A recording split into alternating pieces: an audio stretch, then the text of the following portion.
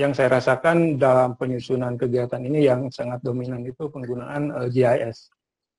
Jadi saya coba menyampaikan penyusunan pola pengelolaan dan rencana pengelolaan sumber daya air. Yang akan saya sampaikan yang pertama adalah pengelolaan sumber air sendiri, kemudian bagaimana menyusun pola, kemudian terakhir menyusun rencana pengelolaan sumber daya air wilayah sungai. Saya coba kasih tanda untuk yang pola saya kasih warna hijau, nanti yang rencana itu saya kasih pembeda dengan warna oranye. Secara teori, pola pengelolaan itu lebih ke aspek manajemen. Mungkin aspek manajemen itu terdiri dari upaya perencanaan, melaksanakan, memantau, dan mengevaluasi. Nah, di sini yang akan direncanakan, dilaksanakan hingga dievaluasi. Yang pertama yaitu penyelenggaraan konservasi sumber daya air, pendayagunaan sumber daya air, serta pengendalian daya rusak air. Tujuan dari konservasi itu menjaga kelangsungan, daya dukung, daya tampung, dan fungsi sumber daya air. Kemudian pendayagunaan itu pemanfaatan sumber daya air secara berkelanjutan. Kemudian yang ketiga yaitu mencegah, menanggulangi, dan memulihkan akibat daya rusak air. Hal-hal tersebut dilaksanakan mengacu kepada pola pengelolaan sumber daya air yang didetailkan dalam rencana pengelolaan. Setelah ada rencana pengelolaan, tadi sudah disampaikan ini menjadi bahan pelaksanaan seluruh kegiatan yang berkaitan dengan sektor sumber daya air. Dan saat ini kalau tidak salah secara nasional semua kegiatan yang ada kaitannya dengan sumber daya air itu setiap anggaran kegiatan, sebagai contoh misalkan kita akan membangun irigasi, dari Kementerian Keuangan tidak akan mengeluarkan dana seandainya rencana tersebut belum termaktub di dalam rencana pengelolaan sumber daya air. Nah, dokumen ini menjadi input dan bahan review untuk penyusunan tata ruang. Kenapa di sini tata ruang? Karena rohnya seluruh perencanaan pembangunan itu ada di tata ruang. Kemudian secara kebijakan kepembangunan itu menjadi dasar penyusunan program dan rencana sektor yang terkait dengan sumber daya air. Kemudian dalam pengelolaan sumber daya air itu ada 5 pilar utama. Yang pertama konservasi, berkaitan dengan perlindungan dan pelestarian. Kemudian pengawetan dan pengelolaan kualitas dan pengendalian pencemaran air. Yang kedua, pendayagunaan sumber daya air itu meliputi penatagunaan, penyediaan sumber daya air, penggunaan, pengembangan, dan pengusahaan sumber daya air. Nanti saya coba kasih contoh-contoh secara real di lapangan. Kemudian pilar yang ketiga itu pengendalian daya rusak. Itu pencegahan, kemudian penanggulangan daya rusak air, serta pemulihan akibat daya rusak. Pencegahan di sini sebagai contoh untuk mengurangi terjadinya banjir. Kemudian penanggulangannya ada pendekatan secara fisik, infrastruktur, maupun non-fisik. Kemudian pemulihan itu pasca terjadinya kejadian bencana. Yang keempat itu keterbukaan dan ketersediaan data dan informasi. Dan ini berdasarkan pengalaman saya masih menjadi kendala dalam penyusunan pola maupun rencana karena basis data di kita itu masih pertama terbatas, kedua tercerai-berai, artinya masing-masing dinas itu tidak ada sistem data yang terintegrasi.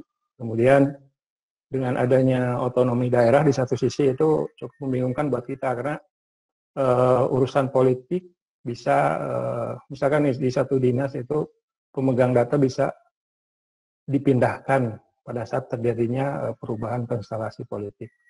Makanya salah satu pertimbangan dalam pola itu adalah kondisi politik. Yang terakhir adalah pemberdayaan dan pengawasan. Di sini kaitan dengan kelembagaan pengelolaan sumber daya air, pendanaan, kemudian forum koordinasi dan peran serta masyarakat. Secara umum kegiatan dalam pengelolaan sumber daya itu terdiri dari 4 kegiatan. Yang pertama perencanaan, kemudian tahap konstruksi,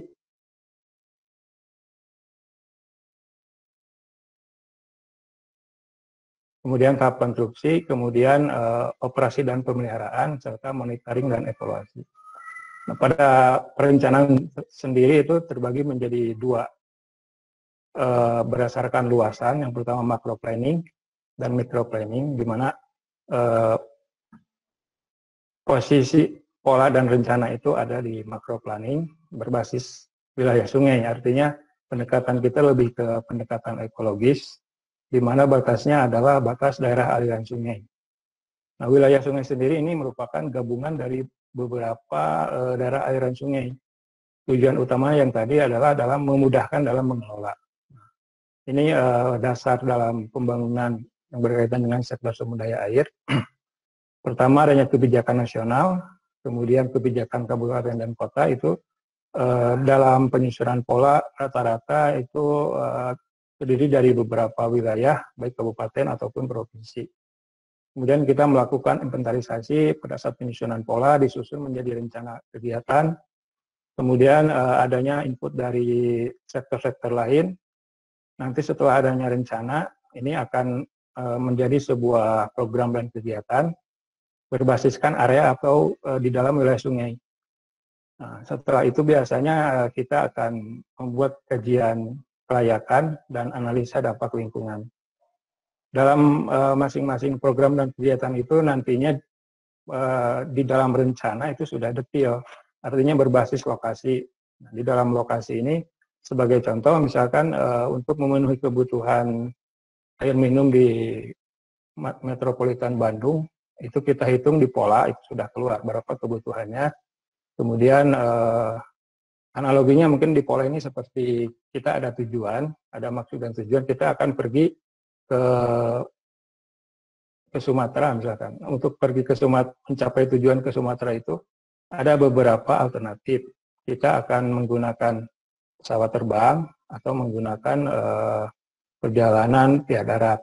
Nah, di pola itu hanya sebatas seperti itu pilihannya, antara kapal terbang atau memakai menggunakan jalan darat dengan melintas. Nah, pada saat penyusunan rencana, kita itu akan mendetailkan. Kalau misalkan pakai pesawat, itu pesawatnya airline-nya apa, jam berapa. Nah, seperti itu. Jadi sampai ke hal-hal detail seperti itu. Kalau di pola itu hanya sebatas alternatif strategi untuk mencapai ke sana tuh bisa menggunakan pesawat atau menggunakan jalan darat. Sedangkan di rencana itu, kalau misalkan sudah terpilih pesawat, itu tanggal berapa, kemudian harganya berapa, dan lain-lain hal yang detail. Nah, kemudian setelah dari rencana, itu masuk ke detail engineering. Detail engineering ini lebih ke spesifik lokasi. Misalkan yang tadi, untuk memenuhi kebutuhan air minum di Metropolitan Bandung Raya, kita memerlukan beberapa intake sumber air. Nah, si lokasinya ini harus detail. Dari misalkan kita ambil dari Lembang. Di Lembang ini berapa kapasitasnya, kemudian trase jalurnya hingga bisa sampai ke pengguna air itu seperti apa. Itu didetailkan di dalam DED. Setelah ada dokumen DED, baru rencana pembangunan tersebut dilaksanakan atau dikonstruksi. Setelah dikonstruksi, kita akan kemudian memelihara dan operasi. Setelah itu monitoring, apakah ada kerusakan atau kita memerlukan peningkatan kinerja dan lain-lain.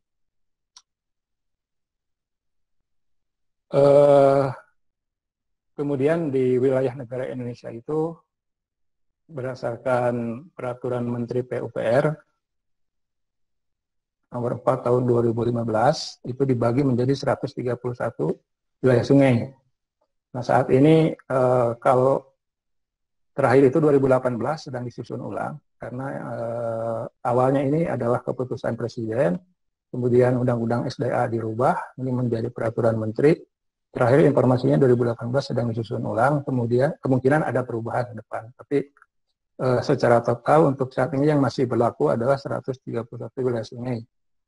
Terdiri dari 5 wilayah sungai lintas negara, kemudian lintas provinsi 29, strategis nasional 29, lintas kabupaten kota 53, dan wilayah sungai yang ada di satu kabupaten saja. Itu ada 15 wilayah sungai. Nah, ini untuk yang 1, 2, 3 ini kewenangan pengelolaannya ini ada di pemerintah pusat. Kemudian yang nomor 4 ini pemerintah provinsi. Untuk yang nomor 5 ini kewenangannya ada di pemerintah kabupaten. Kemudian isu strategis pengelolaan sumber daya air saat ini sebetulnya sudah menjadi hal yang klasik mungkin. Pertama semacam degradasi lingkungan, terjadinya perubahan tutupan lahan dari hutan menjadi perkebunan atau dari area sawah menjadi pemukiman, ini menjadi hal-hal klasik. Kemudian banjir dan kekeringan, ini masalah yang sangat klasik, di mana pada saat terjadi musim hujan itu banjir, kemudian pada saat kekeringan kita suplai air minum saat ini sangat terbatas. Ini sangat erat atau sangat berkorelasi satu dengan yang lain. Yang kedua adalah pertumbuhan penduduk, di mana pada saat terjadi peningkatan pertumbuhan penduduk, otomatis kebutuhan air akan meningkat. Kemudian pelayanan untuk perkotaan, di industri, terutama pengguna air terbesar itu irigasi. Artinya pertumbuhan penduduk akan berkorelasi ke ketahanan pangan, di mana akan memerlukan suplai bahan makanan dan tentunya air. Kemudian ketahanan energi. Saat ini sumber potensi yang berdasarkan dengan bersumber dari potensi air terbarukan ini masih belum secara optimal, di mana di beberapa wilayah, terutama di luar Jawa, ini masih terjadi kekurangan suplai energi listrik, sering terjadi mati listrik dan lain-lain. Kemudian secara global itu ada terjadi perubahan iklim. Seperti saat ini mungkin secara siklus seharusnya bulan April itu sudah masuk ke musim kemarau. Tapi faktanya saat ini masih terjadi hujan yang lumayan intensitas tinggi. Nah ini sebagai bukti bahwa terjadinya perubahan iklim. Nah, kemudian dalam penyusunan pola itu ada prinsip penyusunannya itu merupakan kerangka dasar untuk manajemen yang tadi ya. Merencanakan, melaksanakan, memantau, mengevaluasi, konservasi, pendayagunaan, dan pengendalian daya rusak air. Tentunya dengan melibatkan data atau sistem informasi serta kelembagaan. Nah, muatan pola itu hanya terdiri dari 4. Yang pertama di sini maksud, tujuan, dan sasaran. Ini semua dokumen kenegaraan, ini pasti ada maksud, tujuan, dan sasarannya. Kemudian yang tadi ada skenario. Nanti saya coba jelaskan. Kemudian alternatif strategi dan kebijakan operasional. Saat ini PP ini sebetulnya sudah tidak berlaku karena bulan September tahun yang lalu itu sudah terbit Undang-Undang Sumber Daya Air yang baru nomor 17 tahun 2019, tetapi saat ini masih diacu karena peraturan pemerintah yang baru belum terbit. Kemudian time frame-nya, pola ini berlaku untuk jangka waktu 20 tahun, tetapi bisa ditinjau setiap 5 tahun sekali. Nah, penyusunannya itu berdasarkan wilayah sungai, dilakukan melalui proses konsultasi publik. Nah, dalam perencanaan pola ini melibatkan apa yang disebut dengan bottom up, jadi menerima masukan dari bawah, kemudian dikolaborasikan dengan aturan-aturan yang dibuat oleh pemerintah pusat atau atas, sehingga penyusunan pola ini sifatnya kolaboratif.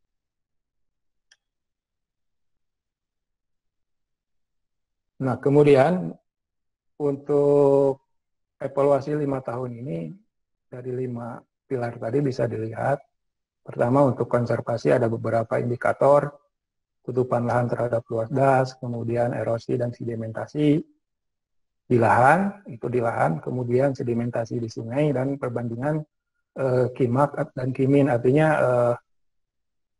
volume atau debit air pada saat musim hujan itu berapa, kemudian pada saat musim kemarau itu berapa. Karena secara umum seandainya tutupan lahan atau kondisi hulu das sudah rusak, ini akan rasionya akan tinggi. Artinya pada saat musim hujan itu akan tinggi karena air itu otomatis akan menjadi run off dan mengalir ke sungai, sehingga tidak tertahan, dan pada musim kemarau akan terjadi kekurangan air. Kemudian untuk aspek pendayagunaan itu neraca air per gas. Nah, sebetulnya inti dari pola itu ada di sini. Jadi neraca penggunaan air, neraca air. Di sini sangat berperan itu ilmu hidrologi untuk mengetahui ketersediaan air. Kita menghitung dari Idealnya itu sebetulnya dari debit di sungai, tetapi pengalaman saya di berbagai wilayah itu rata-rata untuk debit sungai sangat terbatas, sehingga kita menurunkan debit itu dari curah hujan. Malahan di beberapa wilayah seperti Papua itu kita terpaksa menggunakan data satelit curah hujan. Jadi datanya rule of thumb lah daripada, tapi secara akademis itu masih bisa dipertahankan. Kemudian penggunaan air tanah harus terkendali dan pengusahaan air yang berkelanjutan. Penggunaan air tanah sebetulnya secara umum pengelolaan sumber air itu harus memprioritaskan penggunaan air permukaan karena air tanah itu prosesnya sangat lama untuk menyampai ke akuifer. Seterusnya dari pengendalian daya rusak itu yang menjadi indikator adalah frekuensi kejadian banjir, sering tidaknya terjadi banjir, kemudian daerah terdampak itu luas daerah, kemudian tingkat kerawanannya. Ini menjadi bahan evaluasi apakah pola tersebut bisa direview setelah 5 tahun atau tidak. Nah, kemudian yang keempat itu sistem informasi sumber daya air, yang menjadi indikatornya itu kerapatan jaringan, kemudian muka air sungai dan klimatologi, dan keberadaan dan kelengkapan database-nya. Nah, ini menjadi dilema buat kita. Di satu sisi kita harus membuat perencanaan yang bagus, tapi di satu sisi datanya itu sangat-sangat terbatas. Mudah-mudahan ke depan ini kita akan segera mendapatkan solusi. Nah, yang kelima kaitan dengan pemberdayaan dan pengawasan. Yang pertama adalah peran aktif masyarakat, kemudian peran aktif dunia usaha. Nah, ini secara kelembagaan contohnya adalah mungkin kalau di Jawa Barat itu Mitra Sai, biasanya di P3A atau Perhimpunan Pengguna Air untuk di wilayah luar Jawa. Kemudian PDAM, kemudian ada perkebunan dan pengguna air lainnya. Nah, sedangkan untuk rencana pengelolaan prinsipnya adalah menyusun secara terpadu, artinya kontribusi beragam stakeholder atau orang yang berkepentingan atau lembaga yang berkepentingan. Muatannya selain yang tadi, muatan yang pertama adalah peta, yaitu peta resapan air, daerah resapan air, kemudian daerah tangkapan air, dan zona pemanfaatan air. Nah, ini di sini peran GIS untuk saat ini sangat dominan karena data-data yang disediakan secara gratis juga makin tahun makin meningkat. Saya rasakan sendiri. Kemudian upaya fisik dan non fisik. Upaya fisik non fisik. Jadi dari yang tadi analoginya, setelah kita milih strateginya, kita tentukan upayanya itu seperti apa. Apakah kita akan misalkan di irigasi, kita membuat jaringan baru, kemudian non fisiknya itu kita harus membina atau memberdayakan petani. Selain itu, kita juga harus sampai ke desain dasar. Artinya kalau misalkan kita akan membangun irigasi atau PDAM baru, itu desain dasarnya harus sudah ada dengan perhitungan perakiraan kelayakan serta biayanya. Nah, kira-kira kalau misalkan tadi untuk memenuhi kebutuhan air minum di Metropolitan Bandung Raya itu berapa lokasi, kemudian berapa biaya yang akan dilaksanakan, dan selanjutnya kapan itu akan dilaksanakan. Nah, di sini muatan dari rencana itu sampai ke sana. Kemudian jangka waktunya sama dan selama 20 tahun dan bisa ditinjau berdasarkan indikator-indikator yang tadi. Nah, kemudian kita mengacu ke mungkin saya sampaikan di sini secara normatif, prosedural dalam penyusunan pola pengelolaan sumber air. Bagan alirnya atau tata-tatanya yang pertama adalah inventarisasi data, kemudian memotret kondisi pengelolaan yang sudah ada, kemudian mencari masalah atau mengidentifikasi permasalahan yang ada, kemudian mencari potensi dan menyusun isu-isu strategis yang ada di wilayah sungai tersebut. Kemudian kita membuat analisis kondisi awal yang nantinya disampaikan di PKM. Saya coba jelaskan satu persatu. Nah, yang pertama mempelajari peraturan. peraturan-peraturan yang berlaku. Ini hanya sebagian, sangat banyak peraturan yang berlaku yang artinya tadi ini masukan secara top down, artinya dari pemerintah ke masyarakat atau ke penyusun dan pelaku atau stakeholder. Ini beberapa peraturan, termasuk di sini masing-masing peraturan daerah, baik RT RW dan peraturan daerah lainnya yang berkaitan dengan sumber daya air. Nah, selanjutnya isu-isu strategis secara umum itu yang pertama adalah kaitan dengan SDGs, Sustainable Development Goal, artinya tujuan pembangunan berkelanjutan. Ini setelah tahun 2015 ada 17 poin. Ini menjadi acuan kita dalam penyusunan. Kemudian kaitan dengan ketahanan pangan, ini biasanya kaitan dengan kondisi existing luasan irigasi, kemudian perkebunan, dan skenario kira-kira untuk minimal itu memenuhi kebutuhan di wilayah sungai yang menjadi batasan studi. Ini ketahanan pangan. Kemudian pengaruh pemanasan global, ini kaitannya biasanya dengan bencana atau banjir. Kemudian di daerah pantai itu perubahan garis pantai dan lain-lain. Kemudian ketersediaan energi. Nah, ini untuk menghitung kira-kira di wilayah sungai ini suplai energinya dari mana saja. Kita akan mengidentifikasi, kemudian menghitung dan memberi semacam alternatif nantinya sumbernya dari sini, dari sini, dari sini.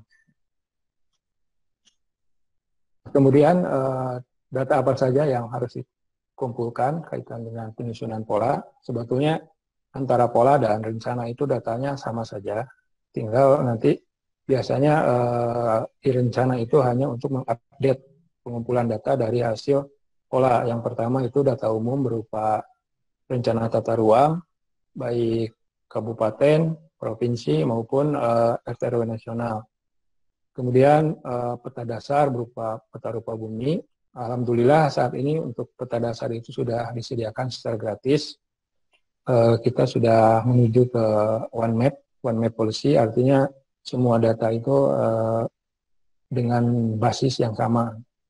Kemudian DEM, Digital Elevation Model, ini juga saat ini sudah tersedia Demnas dengan tingkat pixel rate 8 meter, artinya tingkat akurasi 8 meter. Untuk studi atau perencanaan makro seperti ini sudah sangat membantu, walaupun di pasaran itu sudah ada data yang lebih detail, semacam IPSAR itu 4 meter, tapi DM ini disediakan dengan gratis.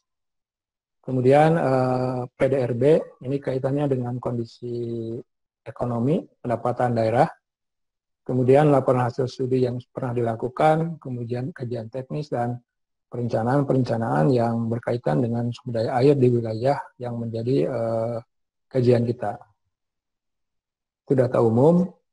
Kemudian data kebutuhan air, ini kondisi suplai air minum, kemudian jumlah PDAM-nya ada berapa, kemudian pelanggannya dan lain-lain. Kemudian irigasi, jumlah irigasi di wilayah itu ada berapa, baik di masing-masing kabupaten ataupun di yang lintas kabupaten. Kemudian industri, ini ada industri-industri yang menggunakan air secara banyak. Kemudian perkotaan. Perkotaan di sini, kenapa perkotaan menjadi hal yang berbeda? Karena contohnya misalkan di perkotaan itu ada area-area publik macam air mancur dan lain-lain. Ini menjadi indikator yang atau data yang harus kita perhitungkan. Kemudian penggelontoran itu kita hitung sebagai debit minimal yang harus ada di sungai supaya masih bisa terjadinya aliran gitu. Karena kalau dilihat pada saat musim kemarau, terutama di kawasan urban itu bisa jadi si sungai itu sampai kering. Kemudian perkebunan. Nah, perkebunan ini perlu kita identifikasi, terutama kaitan dengan perkebunan sawit, karena sawit adalah pemakai air yang cukup banyak. Selanjutnya data-data lain, yaitu kondisi sosial budaya, kondisi ekonomi, atau ada kearifan-kearifan lokal yang sifatnya itu berkaitan dengan sumber daya air. Misalkan di wilayah Sumatera itu ada yang namanya semacam daerah yang kita itu namanya saya lupa lagi. Jadi ada bagian sungai yang itu tidak bisa diganggu, orang tidak boleh mengambil apapun di situ kecuali pada waktunya itu ada. Kemudian di Sunda juga ada, di Jawa Barat itu ada kearifan lokal kaitan dengan air, itu dengan istilah patanjala. Jadi jaring-jaring air itu menjadi kearifan lokal yang harus kita jadikan sebagai salah satu dasar acuan. Nah selanjutnya tentunya data sumber air, ini kaitan dengan iklim, air permukaan, kemudian tambungan air, ini kaitan dengan danau, kemudian embung dan lain-lain, kemudian air tanah, peta tematik, sedimentasi, kualitas air, dan prasarana dan infrastruktur yang ada di wilayah kajian. Nah, selanjutnya dari data-data tersebut kita melakukan identifikasi kondisi lingkungan dan permasalahan yang mencakup aspek konservasi, pendayagunaan, pengendalian daya rusak, sistem informasi, dan pemberdayaan dan pengawasan. Kemudian kebijakan yang sudah berlaku, baik kebijakan dari pemerintah pusat maupun kebijakan dari pemerintah daerah. Nah, selanjutnya aspek apa saja yang berkaitan dengan konservasi? Aspek konservasi itu pertama kondisi tutupan lahan di daerah aliran sungai, kemudian laju erosinya, tingkat sedimentasi, serta yang tadi rasio debit maksimum dan minimum. Kemudian apakah di sungai di beberapa pantai itu terjadi perubahan dari pantai, ini menjadi concern kita. Kemudian sarana dan prasarana yang ada, misalkan jumlah ada cek dam, kemudian tanggul, kemudian kalau secara konservasi itu ada cek dam, dam parit, bangunan pengendali sedimen, BPS itu mungkin di mata kuliah TTA itu sudah dipelajari. Kemudian yang berkaitan dengan pendayagunaan, pertama ketersediaan air permukaan dan air tanah. Yang tadi saya sampaikan, ketersediaan air ini kita hitung dari secara hidrologis, baik dari curah hujan maupun kalau ada idealnya yang tadi dari data debit di masing-masing sungai, serta data air tanah. Nah, data air tanah ini sudah ada data umum itu dikeluarkan oleh Kementerian SDM menjadi acuan kita. Tiap wilayah sungai itu pasti ada cekungan air tanahnya, dan di sana dari pihak SDM sudah melakukan kajian debit untuk masing-masing aquifer atau cekungannya itu berapa yang potensial, baik aquifer yang kedap maupun yang tidak kedap. Kemudian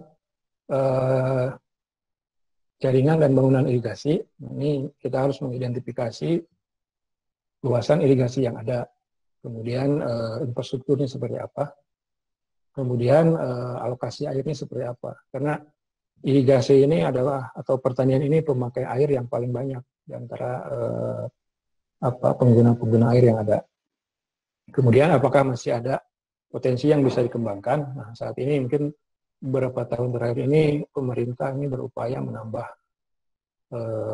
irigasi dengan berbagai macam dari mulai tahun 2015. Termasuk saat ini ada upaya meneruskan kembali proyek lahan basah di Kalimantan Tengah.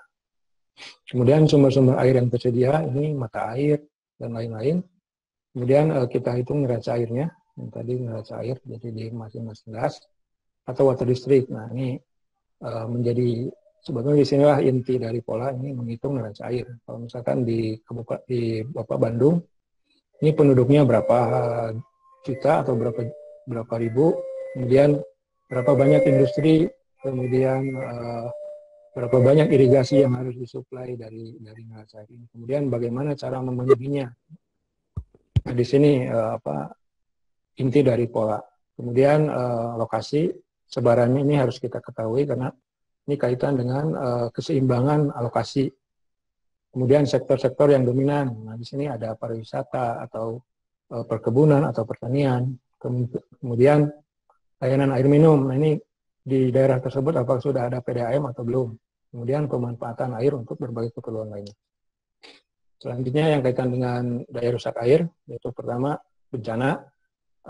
Sebagai contoh mungkin di kawasan Bandung Raya ini Cienteng itu setiap tahun menjadi langganan banjir. Ini perlu kita detailkan. Kemudian terjadinya erosi di tebing sungai, sedimentasi di muara sungai, kemudian pencemaran dari kualitas air. Mungkin saat ini semacam di Citarum, saya lihat progresnya sangat bagus, di mana sumber-sumber pencemar itu sudah mulai ditertibkan. Yang keempat itu kaitan dengan aspek sistem informasi. Yang pertama kerapatan stasiun hidroklimatologi, kemudian jumlah dan kondisinya, apakah berfungsi atau tidak. Pengalaman saya waktu kuliah dulu itu kita mengambil data dari perkebunan. Nah, saat ini apakah masih ada, apakah masih berfungsi, nah, itu data-data seperti itu yang diperlukan. Kemudian ukur debit air ini di sungai, kemudian kualitas air. Nah, ini memang saat ini masih jarang stasiun pengamatan, ini biasanya dilakukan secara manual. Nah, kemudian data-datanya itu series atau data curah hujan dan debit itu ada nggak? Artinya secara ilmu hidrologi itu kan ada batas minimal. Misalkan minimal itu 10 tahun, datanya 10 tahun itu harus tersedia. Selanjutnya adanya sistem informasi. Nah, saat ini BMKG sudah bagus saya rasa, karena beberapa tahun kebelakang itu sangat sulit mencari data curah hujan, iklim, dan lain-lain. Tapi saat ini informasi sudah mulai terbuka, kita bisa dengan mudah melakukan download data di situs BMKG. Kemudian yang terakhir itu keakuratan data. Apakah datanya bisa digunakan atau tidak gitu. Selanjutnya kondisi lingkungan dengan ini pemberdayaan dan peningkatan peran masyarakat. Itu di wilayah itu ada organisasi pengguna air nggak? Seperti yang tadi PDAM, kemudian P3A atau Mitra Cai. Kemudian organisasi itu kemandirian organisasinya, ada yang sudah mempunyai di sini kelembagaan yang mempunyai badan hukum atau belum, ini harus kita identifikasi. Nah, kemudian data-data tersebut kita juga mencari potensi yang bisa dikembangkan. Macam tadi, kalau misalkan di daerah Kalimantan atau Papua itu masih banyak yang masih menggunakan transportasi air. Kemudian sektor-sektor pertanian atau industri atau pariwisata ini yang masih bisa dikembangkan dengan suplai air tersebut. Apakah pariwisata atau kita akan ada perkebunan atau irigasi, apakah ketersediaan air yang masih mencukupi atau tidak. Karena di beberapa lokasi, misalkan di DKI Jakarta itu sudah tidak mungkin lagi membuat irigasi karena suplai airnya itu sudah tidak memenuhi dari kebutuhan yang ada. Malahan saat ini kan disuplai dari Citarum maupun dari Banten. Nah, kemudian kita juga melakukan wawancara dengan stakeholder yang ada, itu kaitan dengan aspirasi dari mereka, khususnya harapan mereka dengan pengelolaan sumber air yang ada saat ini dan untuk ke depan. Nah, hasil data tersebut kemudian kita sampaikan di dalam pertemuan konsultasi masyarakat, di mana kita mengundang stakeholder yang ada.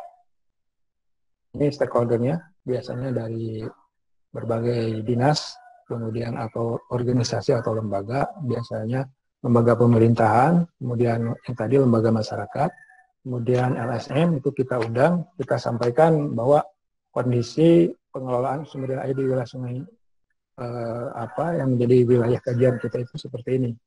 Di sini kita menyaring masukan, kemudian koreksi data dan lain-lain untuk menjadi bahan selanjutnya di dalam merumuskan masalah ini. Nah, di sini kita kompilasi hasil data itu di PKM.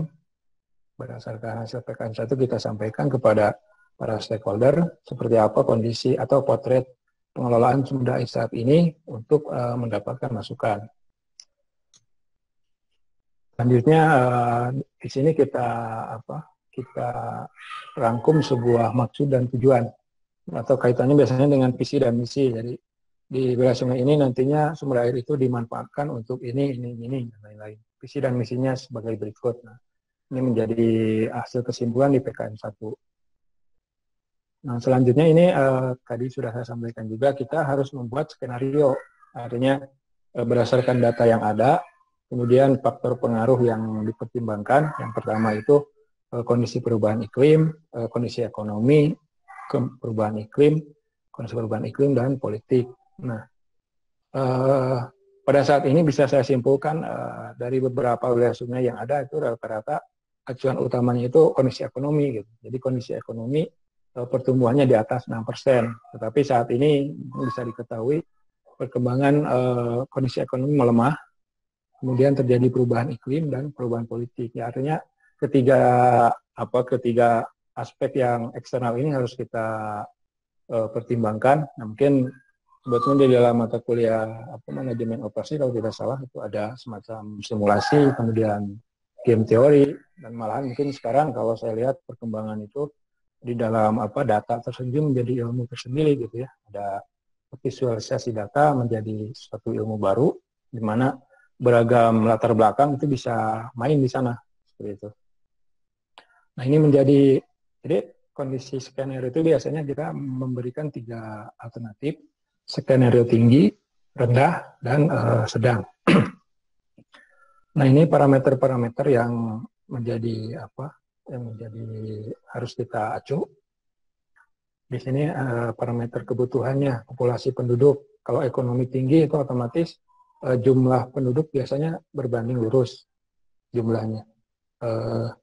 Kemudian sedang dan rendah. Ini kaitannya dengan perubahan status penduduk dari desa menjadi kota. Karena dalam perhitungan kebutuhan air biasanya ada pembeda angka kalau kota itu lebih tinggi. Karena secara real di lapangan, misalkan seseorang yang pada saat mengalami peningkatan kesejahteraan di rumahnya itu tidak hanya kebutuhan utama, misalkan cuci, mandi, dan lain-lain, tapi mereka memiliki air mancur, kemudian memiliki mobil, cuci mobil, dan lain-lain. Artinya kebutuhan airnya sendiri akan meningkat. Kemudian perkebunan sawit dan industri sawit, nah ini harus menjadi acuan, terutama di luar Jawa. Kemudian adanya industri atau tidak ada industri, ini asumsi-asumsinya yang harus kita masukkan di dalam perhitungan. Kemudian pemeliharaan lingkungan, yang tadi ini debit minimal yang harus tersedia di sungai. Nah, kemudian peternakan, nah ini juga pengguna air gitu. Kita akan menghitung dengan asumsi-asumsi, misalkan pertumbuhannya pada ekonomi tinggi itu sekian, ekonomi sedang 2%, nah ini ada lagi pertambahan. Ini menjadi acuan kita di dalam menghitung kebutuhan. Kemudian yang ketiga, yang keenam adalah tingkat perkotaan. Tadi ini ada perbedaan rasio atau konstanta lah. Konstanta dalam menghitung, misalkan ini termasuk perkotaan metropolitan, perkotaan sedang atau perkotaan biasa. Misalkan untuk Jakarta atau Bandung itu beda ngitungnya dengan di Garut gitu. Nah, kemudian yang terakhir itu kebutuhan untuk tanaman padi dan luas lahan pengairan. Ini kita hitung, kita simulasikan atau kita skenariokan. Jadi misalkan di wilayah sungai tersebut masih ada potensi pengembangan irigasi. Nah, kita akan hitung itu di tahun sekian, seluas sekian hektar, kemudian tahun sekian. Ini bisa kita hitung. Artinya saat ini ada beberapa aplikasi yang bisa kita manfaatkan. Ada yang namanya River Basin Simulation, kemudian ada juga WEAP. Nah, ini bisa kita manfaatkan dalam melakukan skenario kebutuhan air ini. Jadi pada ekonomi tinggi nanti tentunya kebutuhan air akan lebih tinggi dibanding sedang ataupun rendah. Nanti kita akan pilih. Nah, saat ini kebanyakan salah milih gitu, karena rata-rata banyak yang ambil itu skenario tinggi dalam pemilihan dalam rencana pengelolaan. Nah, kemudian data-data yang tadi itu kita plot secara skematis seperti ini. Ini di Sulawesi Utara ada misalkan Dasangkub ini, Dasangkub, kebutuhan ini, RK ini kebutuhan rumah tangga dan industri.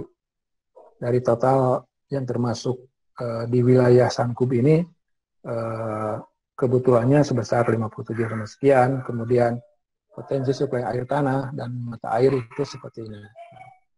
Kita plotkan seperti ini. Jadi nanti dari potensi ketersediaan air yang ada itu berapa yang tersuplai, kemudian berapa yang bisa dialirkan ke hilir atau kelebihannya. Nanti ada inflow lagi.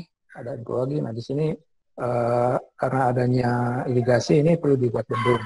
Irigasinya seluas 1.360 hektar. Kebutuhannya berapa? Nanti kita hitung. Jadi di awal sampai akhir ini jelas berapa sisa potensi yang ada. Apakah masih memungkinkan nggak di sini dibuat irigasi, sedangkan suplai yang tersedia itu di titik itu hanya sekian. Sebagai gambaran atau contoh. Nah, kemudian yang tadi, jadi kita buat skenario, alternatif strategi, dan kebijakan operasional. Ini skenario-nya ada yang tinggi, rendah, dan sedang. Secara umum itu hanya 3 itu yang dipakai di dalam penyusunan pola. Kemudian yang tadi dalam menyusun skenario itu kita hitung analisa. Ada yang sudah ber-SNI, ada pun yang tidak. Seperti tadi untuk kebutuhan air minum itu sudah dihitung berdasarkan SNI. Kemudian kebutuhan air irigasi dan ada asumsi-asumsi yang dikembangkan. Semacam untuk kebutuhan perkebunan itu kita masih menggunakan asumsi. Nah, dari skenario itu dipilih strateginya seperti apa. Dari 3 skenario biasanya banyak strategi yang dibuat.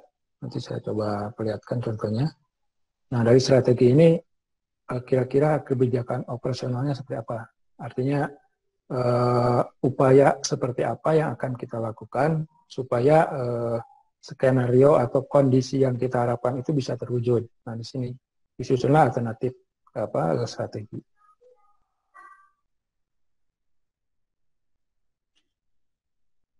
Nah, ini sebagai contoh untuk mungkin detailnya nanti di tabelnya, di tabel realnya kita lihat. Jadi yang tadi saya sampaikan sebagai contoh untuk penghematan air itu kebijakan operasionalnya seperti apa. Di sini ada penangkapan tarif, kemudian lain-lain. Untuk mendukung konservasi, kita membuat kebijakannya menyusun baku mutu limbah yang masih bisa ditolerir untuk dibuang ke perairan umum. Nah, setelah skenario dan kebijakan strategi kemudian kebijakan operasional dibuat, itu kita sampaikan di dalam pertemuan konsultasi masyarakat.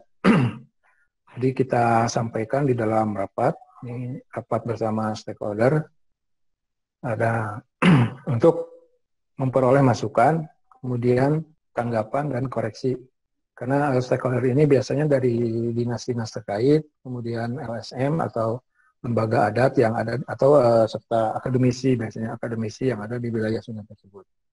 Nah, hasil koreksi ini itulah alternatif pilihan strategi yang final untuk menyusun kebijakan operasional.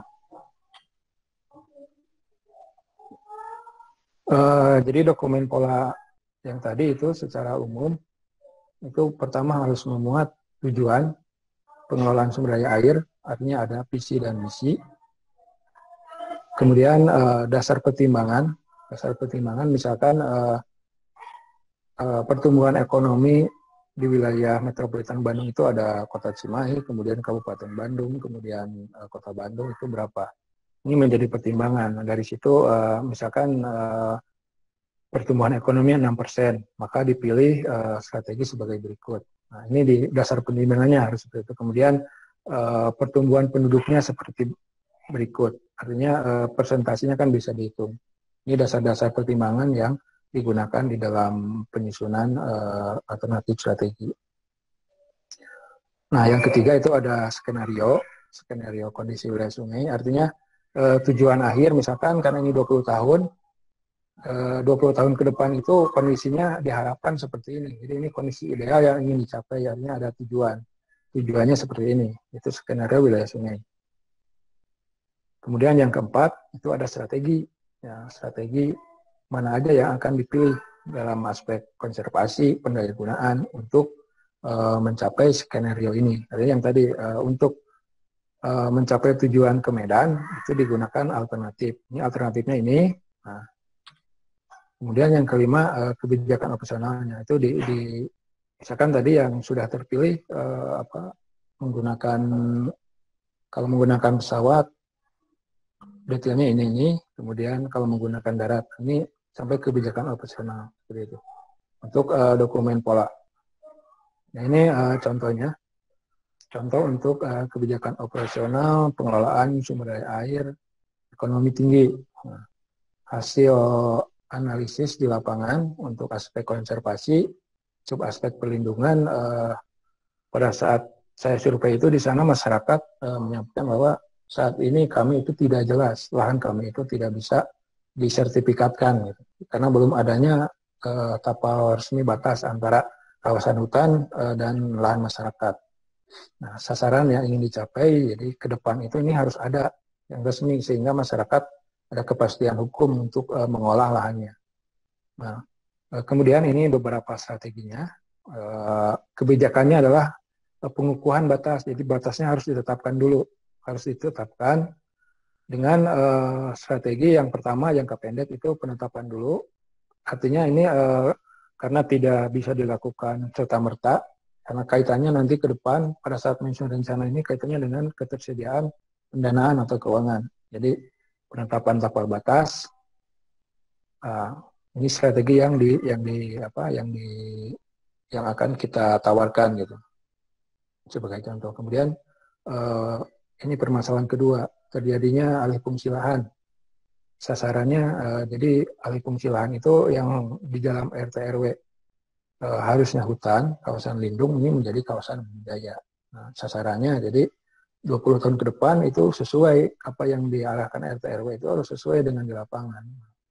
Jadi kebijakan operasionalnya itu pengendalian pemanfaatan ruang. Nah, artinya pemanfaatan ruang harus dikendalikan dengan membuat perda. Nah, kemudian di sini juga kita harus menentukan leading sector atau lembaga apa yang berkaitan atau berkewenangan melakukan hal tersebut. Sebagai contoh ini untuk di Taman Nasional Batangadis itu yang lembaga instansi terkait itu adalah Balai Taman Nasional Batangadis. Kemudian ada BPDAS Alahan Balumun. Jadi untuk pola itu hanya sebatas siapa berbuat apa. Nah, belum ada di mana dan kapan. Nah, di mana dan kapan itu didetilkan di dalam rencana. Jadi yang tadi analoginya bahwa kita menuju ke Medan itu strateginya menggunakan apa, kemudian kebijakannya menggunakan kalau misalkan pakai pesawat itu pesawat apa, nah, kemudian kemana kita akan membelinya, dengan siapa kita akan berhubungan. Nah, di sini.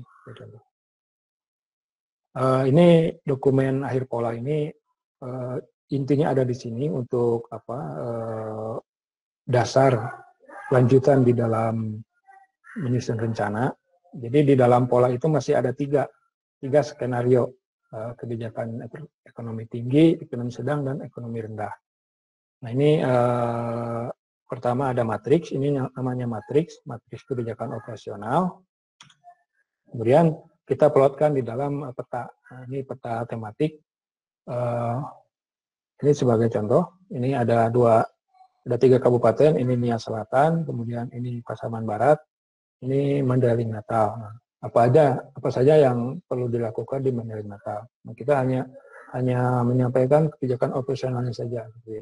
Walaupun bisa saja kalau datanya sudah firm atau detail kita masukkan. Sebagai contoh ini rehabilitasi lahan sekian ribu hektar. Ini kita plot lokasinya. Nah di sini belum definitif lokasinya yang mana gitu. Walaupun sebetulnya datanya bisa kita keluarkan. Tapi sampai sini saja sudah cukup untuk pola seperti itu. Jadi siapa berbuat apa. Intinya kalau di dalam manajemen pembangunan negara Indonesia sebatas itu aja untuk pola. Selanjutnya dari pola ini kita lanjutkan di dalam ke dalam rencana pengelolaan atau master plan. Nah, pola sendiri itu perlu atau harus ditetapkan menjadi suatu peraturan. Ini berbeda-beda, artinya untuk yang tadi wilayah sungai strategis nasional, kemudian lintas provinsi, lintas kabupaten itu harus ditetapkan atau ditandatangani oleh menteri minimal oleh menteri, atau saat ini terakhir itu bisa oleh Dirjen SDA di Kementerian PU. Kemudian untuk yang kewenangan provinsi itu ditetapkan oleh gubernur, jadi menjadi keputusan gubernur. Kemudian yang kabupaten itu ditetapkan oleh bupati. Nah, ini sebagai berikut, ini salah satu contoh untuk yang lintas provinsi. Jadi polanya disusun oleh BWS sebagai inisiator bersama dengan masyarakat, artinya stakeholder. Kemudian di setiap wilayah sungai itu ada yang namanya TKPSDA atau tim koordinasi pengelolaan sumber daya air. Ini yang tadi stakeholder itu sudah dibentuk oleh masyarakat. Nah, di sini di dalam wadah koordinasi. Kemudian si dokumen itu kalau sudah jadi, ini harus disampaikan kepada bupati atau gubernur. Kemudian gubernur dengan melibatkan bupati, artinya misalkan yang tadi untuk Provinsi Sumatera Utara dan Sumatera Barat itu antar gubernur dengan melibatkan Kabupaten Pasaman Barat dan Kabupaten Mandaling Natal serta Nia Selatan. Nah, nanti terakhir itu diputuskan oleh menteri sebagai contoh. Nah, selanjutnya yang tadi setelah pola, jadi di pola itu hanya sebatas siapa berbuat apa. Jadi nah, di sini di rencana ini didetailkan lagi kapan, kemudian di mana dan berapa. Jadi untuk kondisi yang kita harapkan itu di skenario dengan harapan 20 tahun ke depan itu seperti ini. Cara alternatifnya seperti ini. Nah, dari 3 alternatif itu yang ekonomi tinggi, rendah, dan sedang ini dipilih di dalam rencana pengelolaan. Nah, ini bagan alurnya. Jadi polanya itu harus ada. Di sini ada skenario, kemudian strategi dan kebijakan operasional. Ini dibawa di dalam rapat bersama dengan TKPSDA, dipilih. Dari 3 strategi itu mana yang dipilih? Ini yang dipilih. Nah, kemudian ada pengumpulan data informasi. Artinya karena biasanya penyusunan pola itu 2 tahun anggaran, ada yang lebih kadang-kadang, atau pada saat tahun berikutnya anggarannya tidak tersedia, terpaksa tertunda. Artinya pada saat penyusunan rencana kita harus mengupdate data, mengumpulkan data yang sama, kemudian kita menganalisa data. Nah, tambahannya yang di rencana itu kita harus membuat peta daerah resapan dan tangkapan air. Nah, ini digunakan nantinya untuk saat ini dokumen rencana tata ruang, baik kabupaten, provinsi, dan nasional memang belum ada. Tapi ini nantinya akan diadopsi ke dalam RT RW. Daerah-daerah yang menjadi daerah resapan dan tangkapan air itu harus dijadikan kawasan lindung, tidak boleh dibudidayakan, dijadikan daerah budaya. Nah, kemudian peta zona pemanfaatan. Nah, di sini kita akan menentukan daerah mana saja yang bisa dimanfaatkan untuk daerah kawasan budidaya. Misalkan untuk daerah metropolitan Bandung, jadi daerah Gunung Manglayang itu harus menjadi zona daerah resapan dan tangkapan. Nah, mungkin Cileunyi atau Jatinangor itu bisa menjadi daerah pemanfaatan. Karena air dari hulu itu harus dijaga daerah resapan dan tangkapannya supaya bisa mensuplai pemanfaatannya di kawasan Jatinangor misalkan atau di daerah Cileunyi. Nah, setelah terpilih strategi yang dari 3 strategi tadi, ekonomi tinggi, rendah, dan sedang, kita dari masing-masing kebijakan operasional itu kita buat upaya fisik dan non fisiknya. Jadi nanti saya coba perlihatkan biar lebih detail. Kemudian setelah kita susun, kita konsultasikan dengan tim teknis. Ini ada tim yang dibentuk oleh kementerian maupun Saya belum pernah di beberapa provinsi, karena kebetulan provinsi juga kemarin tetap melakukan konsultasinya ke kementerian. Jadi kita hasil matrik ini kita diskusikan dengan tim teknis. Ini terdiri dari para ahli, mantan-mantan pejabat dan mantan praktisi. Nah, setelah matrik fisik ini disetujui, kita sampaikan di PKM. Kemudian hasil pembahasan PKM setelah disetujui, nanti kita akan menyusun desain dasar. Mungkin saya sampaikan secara detail seperti ini. Nah, jadi hasil pola yang 3 strategi itu kita pilih menjadi satu. Apakah yang dipilih itu ekonomi tinggi, ekonomi sedang, atau ekonomi rendah. Walaupun sebetulnya ada aspek lain, yaitu politik dan perubahan iklim. Tapi politik ini jarang karena sifatnya mungkin kualitatif, jadi agak susah melakukan pengukuran secara kuantitatif, makanya tidak digunakan, yang digunakan ekonomi saja. Nah, yang tadi ini updating pengumpulan data, dari data-data yang ada di pola kita update kembali untuk kebutuhan rencana pengelolaan. Data-datanya masih sama, hidrologis, hidrometeorologis, hidrogeologis, kemudian kuantitas dan kualitas air, kondisi lingkungan hidup, kemudian potensi-potensi baik irigasi, industri, ketenagaan, ketenaga listrikan maksudnya, kemudian pariwisata, kemudian prasarana sumber air, ini infrastruktur yang sudah ada, di kapasitasnya, jenisnya apa, terus kondisinya saat ini seperti apa, dan kelembagaan. Ini kita update, kita update kembali untuk digunakan di dalam penyusunan rencana pengelolaan.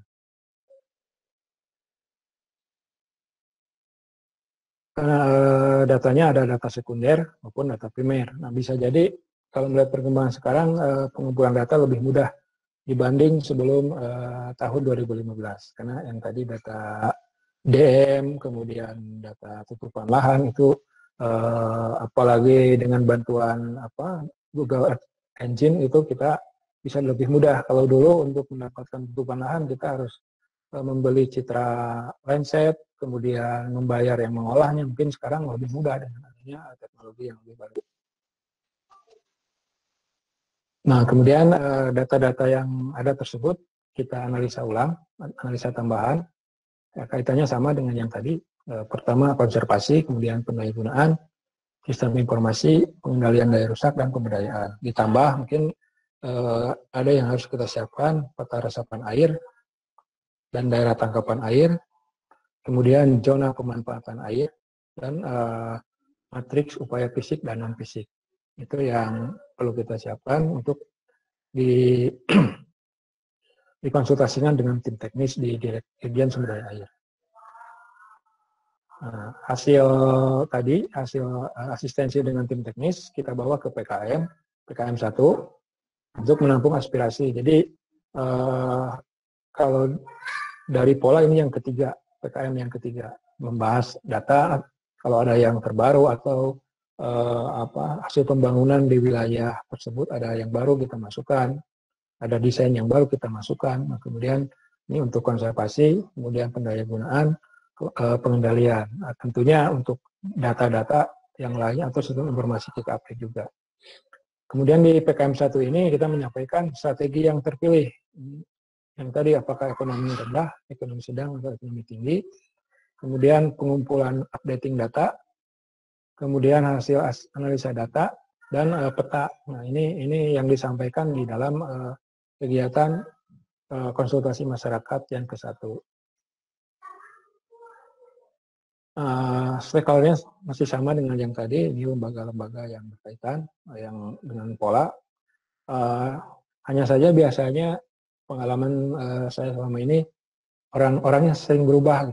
Ada yang masih di situ atau sudah berubah. Yang tadi memang faktor politik saat ini sangat dominan pengaruhnya. Nah, kemudian simetrik upaya fisik dan non fisik itu kita bahas di dalam PKM. Kemudian kita buat rancangan yang nantinya disampaikan atau diserahkan kepada masing-masing bupati, wali kota, serta gubernur yang ada di wilayah sebenarnya tersebut. Ini terkadang menjadi kendala juga gitu masalah waktu karena sifatnya birokrasi. Itu yang perlu saya sampaikan. Nah, setelah itu dari upaya fisik dan non fisik itu kita juga harus membuat desain dasar. Desain dasar upaya fisik dan desain dasar upaya non fisik. Nah, di sini yang kalau tadi siapa berbuat apa, nah, pada rencana itu sudah di mana, kemudian tata letaknya seperti apa, tipe infrastrukturnya seperti apa, kemudian bahan dan lain-lain. Kemudian untuk kegiatan non fisik itu kegiatannya apa, lokasinya di mana, dan kapan pelaksanaannya.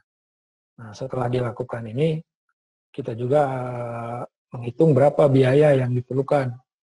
Kemudian kalau misalkan contoh kita membuat irigasi itu berapa luasnya, kita hitung biaya pembangunannya berapa. Nah, kira-kira secara ekonomi masih layak nggak dibangun pada tahun sekian gitu, karena pembangunan atau waktu pembangunan juga akan berpengaruh terhadap nilai ekonomi. Nah, ini di dalam kelayakan ekonomi mungkin kuliah ekonomi teknik, kemudian di sini sangat berperan, artinya lebih ke ya ekonomi teknik lah, ada biaya, kemudian nilai ekonominya seperti apa. Nah, di sini akan berperan. Nah, ini contoh matriks atau kegiatan yang jenis kegiatannya ini reboisasi hutan lindung. Ini lokasinya, lokasi kecamatan, bisa sampai ke koordinat sebetulnya. Tipe kegiatannya seperti apa, berupa penanaman pohon. Kemudian berapa biayanya.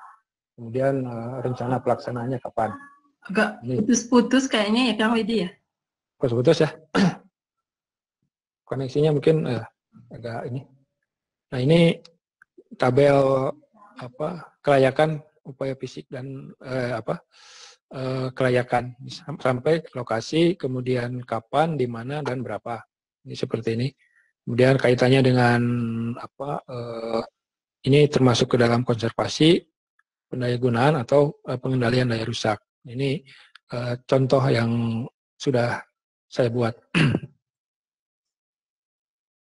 Nah, kemudian yang tadi, jadi si upaya fisik ini kita konsultasikan kembali dengan tim teknis. Tim teknis ini ada di Kementerian PUPR.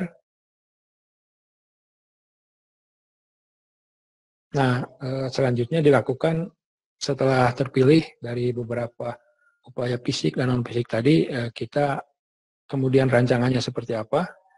Nah, dibuatlah konsep matrik. Jadi matriknya seperti ini.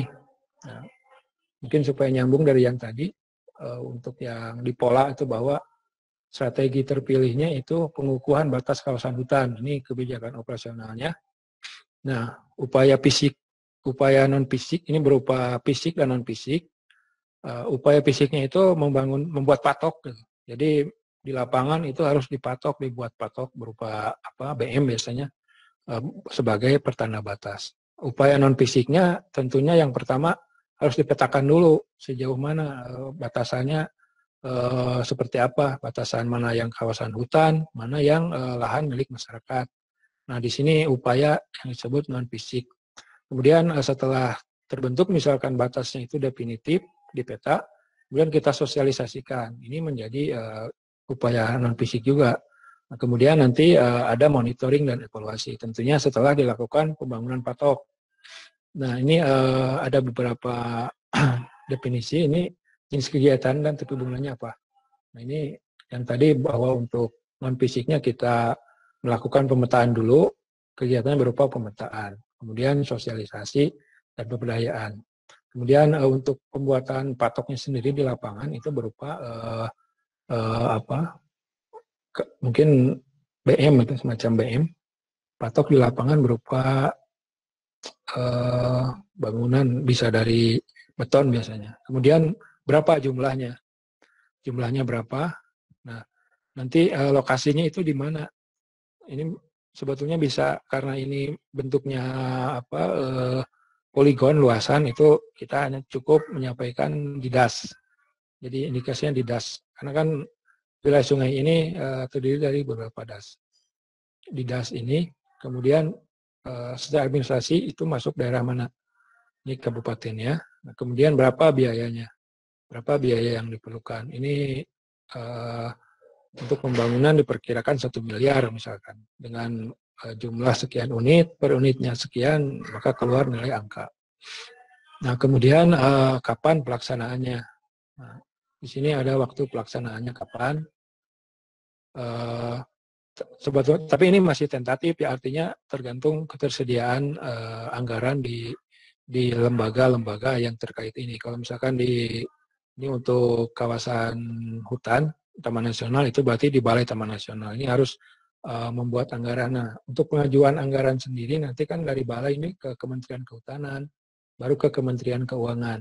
Nah, saat ini Kementerian Keuangan itu mengecek, misalkan di Kementerian dari Balai ini mengajukan anggaran 1 miliar ke Kementerian Kehutanan. Dari Kementerian Kehutanan pada saat mengajukan ke Kementerian Keuangan, nah Kementerian Keuangan akan mengecek apakah di dalam rencana pengelolaan atau dokumen lainnya itu sudah ada.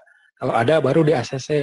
Nah, sekarang kalau tidak salah ya artinya idealnya memang seperti itu. Jadi di Kementerian Keuangan itu bisa ngecek sebelum mengeluarkan anggaran. Karena selama ini kenapa ini ya artinya terintegrasi itu di sini realita di lapangannya. Kalau dulu ada acuan dari daerah bangun ini bisa saja masuk ke Kementerian Keuangan yang kaitan dengan sumber daya air. Tapi kalau sekarang kalau tidak ada di rencana pengelolaan itu tidak akan keluar kecuali yang sifatnya seperti saat ini disebutnya kondisi darurat atau force majeure gitu ya. Itu baru bisa di ACC di Kementerian Keuangan. Kalau kondisi normal, kalau tidak ada di dokumen ini, usulan itu tidak akan diberi anggaran.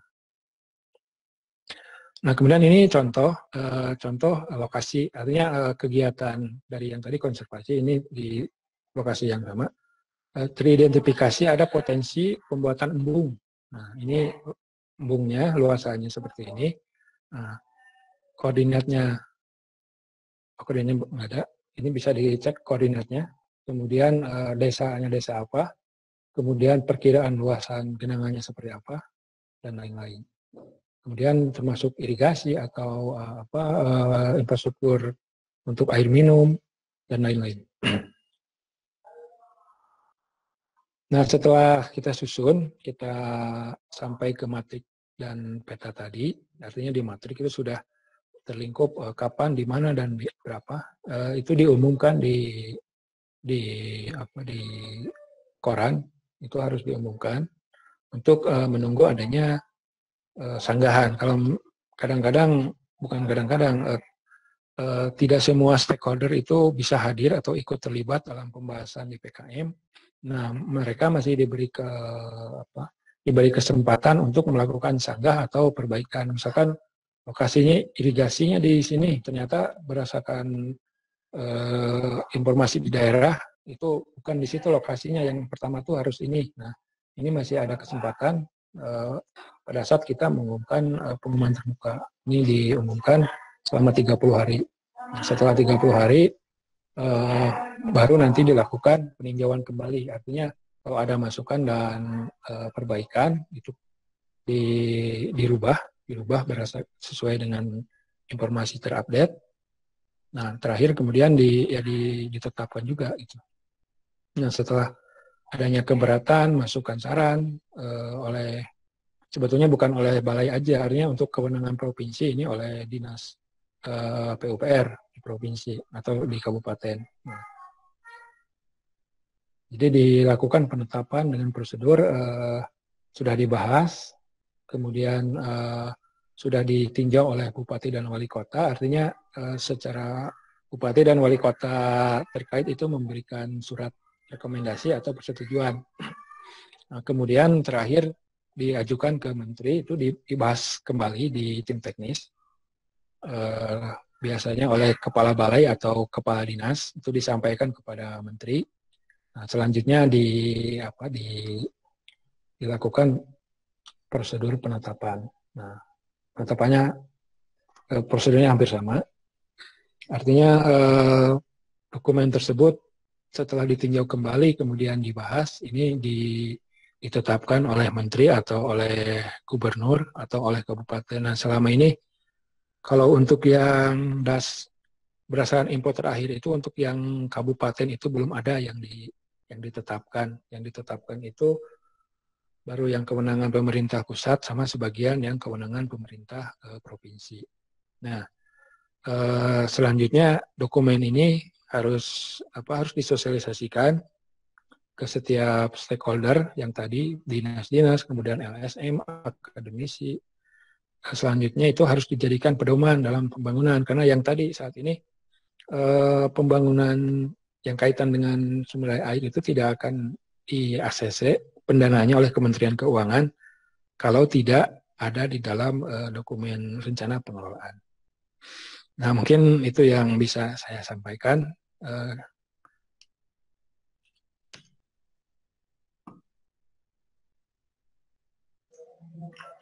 Aduh, hatur nuhun nih, panjang sekali ya penjelasannya terkait pola dan penyusunan pola dan master plan atau rencana pengelolaan sumber daya air. Tapi bisa saya rangkumkan di sini bahwa aspek pengelolaan sumber daya air itu pada dasarnya meliputi 5 aspek ya, konservasi, pendaya gunaan sumber daya air, pengendalian daya rusak air, kelembagaan sumber daya air, serta sistem informasi sumber daya air. Itu mengenai 5 aspek pengelolaan sumber daya air. Sedangkan di dalam berdasarkan dari Permen SDA diketahui adanya peraturan mengenai penyusunan pola dan rencana dari pengelolaan sumber daya air, di mana pola itu adalah untuk menetapkan menjadi dasar di dalam menentukan alternatif ataupun strategi dari pengelolaan sumber daya air, sedangkan rencana lebih ke arah detail perencanaan terkait kapan, di mana, serta pembiayaan dari strategi pengelolaan sumber daya air atau program pengelolaan sumber daya air yang akan dilakukan. Tentunya adanya perubahan peraturan baru terkait undang-undang sumber daya air, bisa jadi mungkin nanti akan ada penyesuaian peraturan baru. Sementara ini, untuk saat ini masih belum ada ya peraturan baru terkait penyusunan pola dan rencana pengelolaan sumber daya air. Ini dari chat ini bisa dilihat ada banyak sekali pertanyaan, terutama nih yang pertama yang ngudul dari Pak Dekan, dari Pak Edi Suryadi. Ini Pak Edi masih ada? Masih ada ya Pak Edi? Pak Dekan bisa disampaikan sendiri ke kami. Ini ada 3 pertanyaan utama nih dari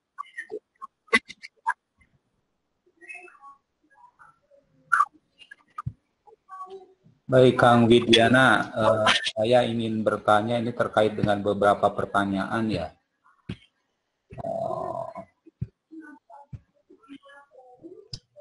Sebentar, ini yang pertama adalah terkait dengan penyusunan master plan ini, apakah leading sektornya itu adalah Kemen-PUPR, atau Balai Besar Wilayah Sungai, atau dinas kabupaten, atau dinas provinsi.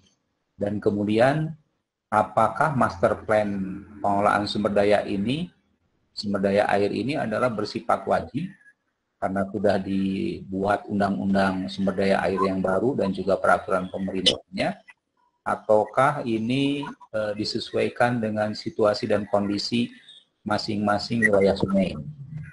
Itu. Kemudian yang selanjutnya ini terkait dengan keterlibatan dalam penyusunan master plan.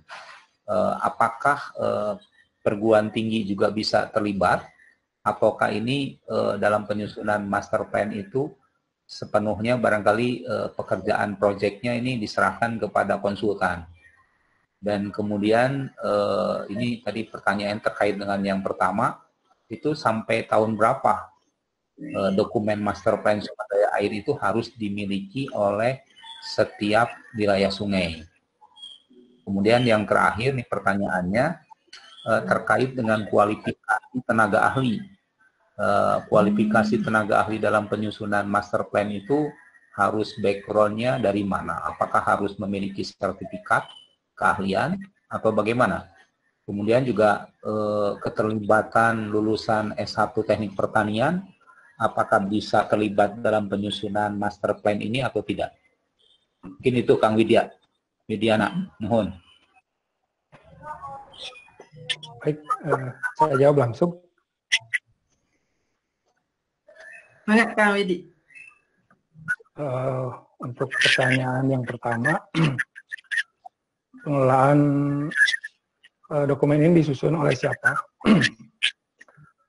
Artinya dari tabel yang ada tadi, dari 130 sekian wilayah sungai, itu masing-masing berbeda kewenangannya. Sebagai contoh mungkin untuk Citarum. Citarum ini menjadi wilayah sungai strategis nasional. Karena biasanya ada beberapa indikator, salah satunya ibu kota provinsi, atau kemudian yang lintas provinsi itu menjadi kewenangan nasional. Karena antara gubernur dan gubernur itu yang ada di atasnya itu artinya kementerian. Jadi kemudian untuk leading sektor, untuk yang kewenangan nasional itu memang ada di Kementerian PUPR. Kementerian PUPR itu kewenangan wilayah sungai yang strategis nasional, kemudian lintas negara dan lintas provinsi itu disusun oleh Kementerian PUPR. Kemudian WS yang lintas kabupaten yang merupakan kewenangan provinsi itu disusun oleh Dinas PUPR provinsi, atau ada juga yang menyusun oleh Bapeda, bisa oleh Bapeda. Kemudian untuk yang di dalam kabupaten itu oleh Dinas PUPR kabupaten. Nah, informasi terakhir itu untuk yang kewenangan nasional itu sudah semuanya selesai, tapi ada beberapa yang sedang dalam tahap penetapan. Kemudian untuk yang kewenangan provinsi masih hampir semuanya sudah disusun, tapi dalam proses penetapan. Kemudian yang terakhir yang kewenangan kabupaten. Nah, ini masih belum ada yang dikerjakan oleh kabupaten karena kaitannya dengan anggaran. Selama ini biasanya tuh secara anggaran rata-rata untuk pola itu mungkin sekarang 2 miliar, 2 tahap. Jadi tahap pertama dan tahap kedua. Untuk rencana itu tahap pertama dan tahap kedua. Jadi total minimal itu harus disiapkan 4 miliar kalau dari tahun-tahun sekarang atau ke depan. Kemudian institusi yang terlibat biasanya memang untuk kegiatan ini di pihak ketiga kan. Artinya dilakukan tender secara terbuka dan itu yang bisa mengikutinya hanya konsultan, hanya perusahaan konsultan. Sebetulnya mungkin kalau misalkan yang kewenangan kabupaten atau provinsi bisa saja melakukan kerjasama dengan institusi pendidikan, artinya perguruan tinggi itu masih bisa. Kemudian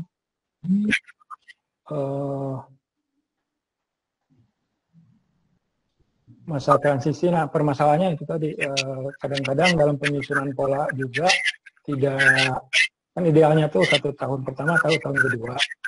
Kalau misalkan terkendala anggaran ini bisa tertunda gitu, jadi tertunda tahunnya. Dan dari pola ke rencana sama juga itu kebanyakan terkendala di urusan pendanaan atau anggarannya. Jadi transisinya ini memang termasuk saat ini untuk kewenangan kabupaten belum dilaksanakan karena pastinya terkendala di dana. Dan sebetulnya dari pihak Kementerian PUPR sudah memberikan semacam bisa saja diperbantukan, tapi kabupaten atau provinsi tersebut meminta semacam bantuan teknis ke kementerian, itu bisa dilakukan. Kemudian kualifikasi teknik pertanian. Secara praktek itu bisa saja, bukan bisa saja bisa, tapi mungkin terkendalanya nanti di masalah sertifikat. Jadi karena biasanya melibatkan pihak ketiga dan tender, itu ada dokumen-dokumen yang memang diperlukan untuk memenuhi kualifikasi tersebut. Nah saat ini kan teknik pertanian saya merasakan sendiri gitu ya, untuk masuk mendapat sertifikasi itu agak susah Pak, karena untuk bidang sumber daya air ini dominan dikuasai oleh teknik sipil. Walaupun pada kenyataannya pengalaman saya beberapa doktor ataupun profesor yang sempat bekerja bareng itu mereka orang teknik sipil itu rata-rata tidak begitu senang dengan menyusun dokumen seperti ini karena sifatnya tidak eksak. Artinya kita kan ngitung ada simulasi, kemudian skenario. Nah mereka tuh umet kalau ukuran hal-hal seperti itu. Mereka lebih senangnya misalkan bikin irigasi, mendesain irigasi luasan sekian, lebih sekian. Kalau urusan seperti ini untuk yang sudah biasa saya rasa di ITB pun mungkin bisa dihitung berapa profesor yang pernah mengerjakan, karena itu tadi kendalanya lebih sifatnya sumber daya air ini dari tiga sektor utama di Kementerian PU ini yang paling ribet Pak. Jalan itu gampang, mendesain jalan itu gampang, kemudian air minum juga gampang karena kan dia kecil. Tapi kalau sudah berbicara sumber daya air ini memang paling ribet gitu, karena kaitannya dengan statistik dan hal-hal yang terutama yang mungkin curah hujan seperti itu. Jadi paling di antara tiga sektor utama di Kementerian PU, Cipta Karya, Bina Marga, dan sumber daya air, sumber daya ini paling susah gitu. Tapi kesempatan orang teknik pertanian itu lebih luas, karena itu tadi pengalaman saya selama ini akademisi yang biasanya jadi tenaga ahli agak terbatas gitu, karena mereka lebih senangnya ke DED. Padahal yang banyak terlibat ini orang kehutanan Pak, misalnya di pemisahan ini. Kemudian secara mata kuliah itu sangat banyak yang bisa dimanfaatkan. Artinya yang tadi TTA kan ada menghitung erosi dan lain-lain. Kemudian saat ini teknologi yang paling dominan itu ya GIS. Jadi mungkin kuliah GIS ini saya rasa saat ini sudah bukan pilihan, harus wajib, karena berbagai aspek atau sektor pun menggunakannya, dari mulai yang sifatnya teknis sampai ke kesehatan itu memanfaatkan GIS gitu saat ini, karena semua sektor concern ke masalah lokasi. Itu mungkin Pak jawabannya. Nah, permasalahannya kalau bisa, artinya lulusan teknik pertanian itu punya semacam lembaga sertifikasi. Sertifikasi ya. Ya, sertifikasi itu yang Jadi mungkin ini kan ya Pak Edi, kita bisa membuat semacam perumusan gitu untuk sertifikasi dari calon lulusan, terutama untuk karena memang kalau saya perhatikan ini tidak hanya sekedar, kalau di sipil itu kan ada sertifikasi berdasarkan HATI ya, biasanya dari organisasi profesi HATI. Nah kalau di teknik pertanian ini memang agak sampai sekarang, sampai saat ini pun misalnya Perteta pun tidak mengeluarkan sertifikasi, sedangkan kalau HATI itu pada lembaga organisasi profesi, tapi dia mampu mengeluarkan suatu assessment untuk sertifikasi keahlian dari pesertanya. Jadi mungkin bisa kita mungkin untuk dirumuskan ya, terkait juga permintaan juga dari Pak Dekan sendiri pada saat itu mengenai sertifikat kompetensi dari calon lulusan dari mahasiswa program studi teknik pertanian. Selanjutnya mungkin dari Kang Akbar nih, menanyakan mengenai saat melakukan kajian terdahulu, kendalanya ada pada data. Menurut pengalaman Akang, kendala apa yang dihadapi saat ini seiring dengan semakin banyaknya sumber data yang free access gitu. Jadi kalau sekarang kan sudah banyak free access atau free access-nya terbatas nih, Kang Widi, coba. Itu tadi sudah saya sampaikan. Jadi untuk saat ini saya rasa lebih enak gitu ya. Semacam dulu pada awal-awal sekitar 2009, 2008 untuk mendapat data penduduk saja kita harus datang ke BPS. Nah, saat ini BPS itu sudah open, artinya semua orang bisa mengakses data-data tersebut. Kemudian jujur saja yang paling susah itu dulu BMKG. BMKG itu paling susah kalau kita meminta data. Nah, 2 tahun terakhir ini kalau misalnya 2 tahun terakhir ini itu data sudah sangat mudah gitu ya. Sangat mudah kita akses, kita bikin akun. Nah, saat ini saya rasa untuk data yang sudah seperti itu, artinya pre-access itu sudah sangat membantu gitu ya. Termasuk dulu itu untuk digital representation model kita masih menggunakan SRTM. Nah, itu pun ada beberapa proses kan dari versi 1 hingga akhirnya sekarang sudah ada data Demnas ya. Data Demnas bisa kita akses, termasuk mungkin data peta rupa bumi. Dulu itu sangat susah sekali, kita harus beli, kemudian kita harus mendigit ulang. Nah, kalau sekarang kita bisa dipercepat. Iya. Artinya untuk data mungkin sangat memungkinkan untuk dikerjakan on desk ya. Jadi bisa jadi satu pengalaman praktis untuk mahasiswa di kita. Kita tarik pengalaman praktis mengenai setidaknya mengenai analisis on desk yang bisa dilakukan di tingkat perguruan tinggi dalam bentuk kajian-kajian seperti skripsi dan PKL mungkin. Itu bisa memperkaya kemampuan yang dimiliki mahasiswa nanti. Kemudian ini dari Kang Faris, ini mahasiswa angkatan 2017, menanyakan mengenai kalau di BPDAS HL Cimanuk Citandu itu ada model desa rehabilitasi hutan dan lahan atau MDRHL. Nah, ini apakah model ini juga diterapkan di DAS lainnya? Gitu?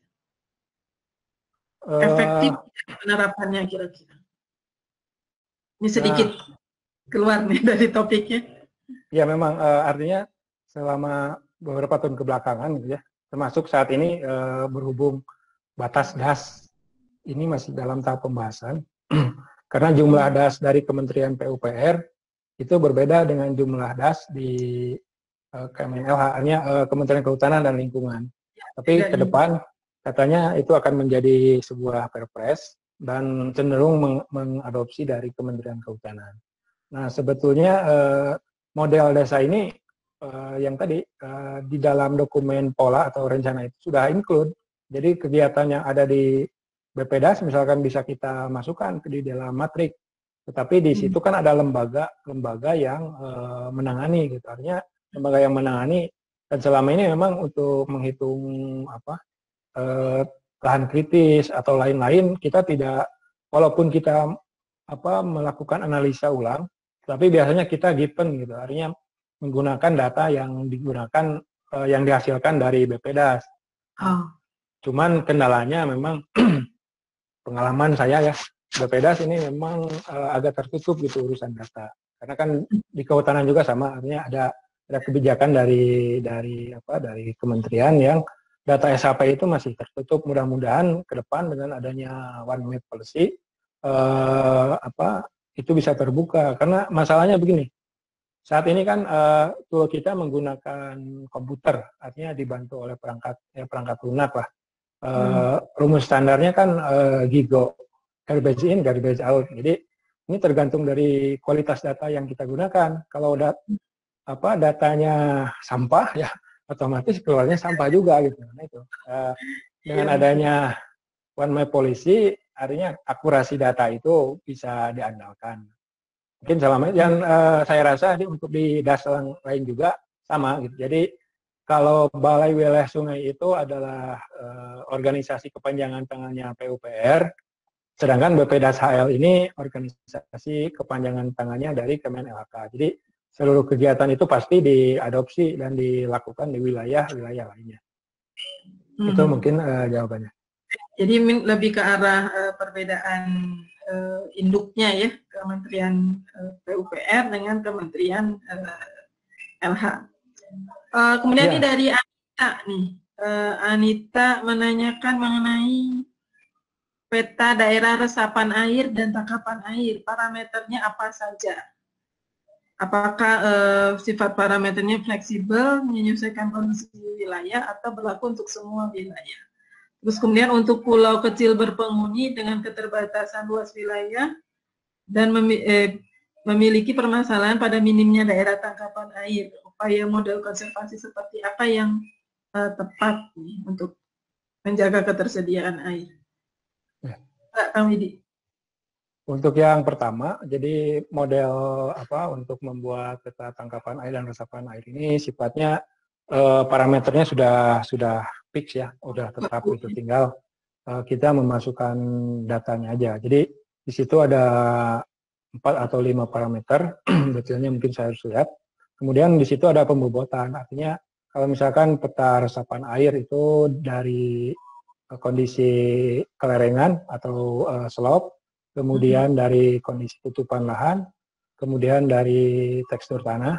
Nah nanti itu tadi makanya kenapa saya sampaikan GIS sangat dominan di dalam kegiatan penyusunan dokumen ini, dan bahkan dokumen-dokumen lainnya ya, baik saya berpengalaman dalam menyusun master plan jalan, master plan air minum dan lain-lain. Ini GIS ini sangat dominan perannya. Jadi di situ tinggal mungkin secara model itu sudah ada, tinggal memasukkan datanya saja. Nah yang tadi masalahnya, kalau datanya sampah, otomatis keluarnya sampah. Hasilnya juga ngaco. Iya, ya itu. Kemudian betul. untuk pulau-pulau kecil yang berpenghuni, nah ini memang jadi satu hal yang unik ya, biasanya itu tadi kembali ke permasalahan yang hingga saat ini belum selesai. Kalau pulau kecil itu biasanya dianggap satu das, atau ada juga yang dianggap beberapa das. Dan yang berpenghuni ini ya sangat terbatas jumlahnya, dan secara alami ya, misalkan di daerah Kepulauan Riau di Kabupaten Lingga, itu kan terdiri dari beragam pulau besar, pulau kecil. Saya ada pengalaman di situ, ada pulau besar, tapi tidak ada penghuninya. Justru si penghuni itu ada di pulau kecil. Kenapa terjadi demikian? Ternyata di pulau kecil itulah ada mata air gitu. Di pulau besar itu airnya kan payau. Memang biasanya untuk pulau kecil ini menjadi concern tersendiri. Di dalam penyusunan pola biasanya dia yang sudah berpenghuni ya. Yang sudah berpenghuni itu kita highlight menjadi concern utama kaitan dengan konservasi ya, artinya di situ analisa kita dilakukan secara lebih mendalam dibanding yang lain. Mengenai modelnya ya sebetulnya teknik konservasinya udah standar, tinggal kegiatannya seperti apa itu yang dipilih. Kalau misalkan untuk reboisasi dan lain-lain, biasanya untuk pulau kecil itu kita buat zonasi mana yang bisa untuk mempertahankan yang tadi tangkapan air itu jangan sampai terganggu. Misalkan ada mata air, kawasan catchment-nya itu jangan diganggu, seperti itu. Untuk selanjutnya ini pertanyaan dari Kang Aru, mangga barangkali Kang Aru ingin disampaikan sendiri. Langsung aja ya, nanya ya. Iya, langsung saja. Nah, ini kan. Betul nuhun Kang, ini untuk materinya cukup panjang juga tadi ya. Nah, ini terkait dengan data-data barangkali Kang. Seperti kita ketahui barangkali kalau untuk di Pulau Jawa ini data-data relatif bisa didapat lah ya, walaupun memang ya ada tantangannya juga. Nah, bagaimana kalau untuk di luar Pulau Jawa dan ya terutama tadi mungkin misalnya kayak di daerah-daerah pulau-pulau terpencil kan itu kadang tidak ada stasiun hujannya, kemudian tidak ada stasiun pengamat air sungai. Nah, apa yang dilakukan nih? Apakah kita melakukan prediksi, pemodelan? Lalu kalau misalnya ada pemodelan seperti itu, bagaimana kalibrasinya? Kan kita tidak punya data ya. Nah, apakah kita pakai asumsi-asumsi saja misalnya seperti itu? Makasih Kang, atur nuhun. Baik. Ya memang kendalanya itu tadi di dalam baik sumber daya air ataupun tata ruang gitu ya. Tata ruang tuh diharapkan membuat suatu pemodelan yang bagus, tapi petanya sendiri kadang-kadang tidak tersedia. Begitu juga di sumber daya air ya, terutama memang kaitan dengan urusan hidrologi gitu ya. Kita ingin prediksi yang bagus, ya artinya kan di dalam hidrologi itu kita menggunakan data dari tahun sekarang ke belakang yang akan digunakan untuk tahun sekarang ke depan gitu. Sebetulnya kan ada aturan-aturan tersendiri, misalkan untuk prediksi banjir itu minimal ya secara statistik lah. Statistik itu harus terpenuhi, teori dasarnya misalkan minimal itu 10 tahun. Nah, pada saat data tidak tersedia, untuk sekarang memang ada bantuan pemodelan menggunakan data TRRM ataupun yang terbaru. Kemudian untuk kalibrasi ya biasanya kita menggunakan data dari stasiun yang ada. Sebetulnya kayak tadi misalkan debit sendiri, kalau kebetulan ada salah satu DAS yang memiliki stasiun pengamat, kita akan mengkalibrasinya ke stasiun tersebut. Artinya kita akan mengkalibrasi ke stasiun yang terdekat, yang datanya ya secara keilmuan itu bisa dipertanggungjawabkan seperti itu. Iya. Iya, emang ini jadi satu masalah tersendiri ya terkait ketersediaan data, itu klasik itu masalah sumber daya air yang paling mendasar. Dan mungkin sebagai catatan, walaupun 57% kehidupan itu ada di Jawa, tapi untuk hidrologi itu yang terbaik itu ada di di Kalimantan Sulawesi Utara dengan di Lombok. Itu yang ketersediaan datanya di Indonesia paling bagus. Jadi di Jawa sendiri masih menengah lagi. Iya, nih. Jadi tantangan sendiri sebenarnya buat kita, gimana caranya kita memadu-madankan. Ini kalau saya perhatikan nih hampir semua perkuliahan yang terkait di dalam pencapaian kompetensi mahasiswa teknik pertanian untuk bisa melakukan analisis sumber daya ini sudah ada hidrologi, ada statistika, ada kuliah GIS, ada kuliah pemetaan, kemudian ada kuliah teknik pengolahan sumber daya air sendiri, serta kuliah teknik pengolahan DAS, dan juga konservasi tanah dan air yang sangat berkaitan dengan penyusunan kompetensi tadi di bidang analisis sumber daya air. Tinggal bagaimana nih nanti Pak Boy, ini di sini saya lihat ada Pak Kepala Lab kita, ada Pak Boy McLean. Ini menjadi tantangan nih Pak Boy, bagaimana kita meramu kuliah tadi sehingga di akhir kuliah mahasiswa teknik pertanian setidaknya itu bisa menjadi seorang semacam tadi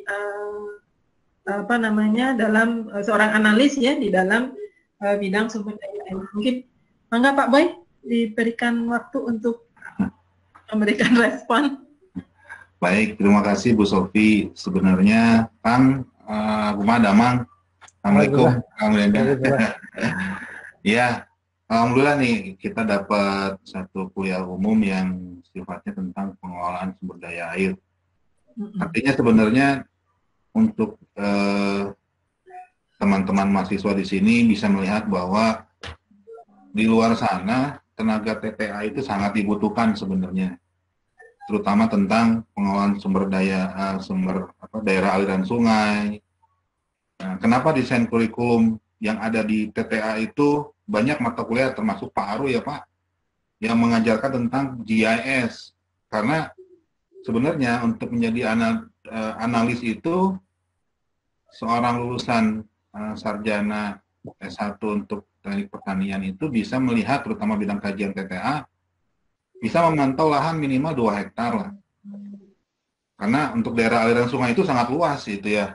Dasarnya itu konturnya dan sebagainya. Nggak mungkin kalau kita melihat untuk metode transek pun menyusur sungai itu sangat-sangat luar biasa itu kalau misalnya.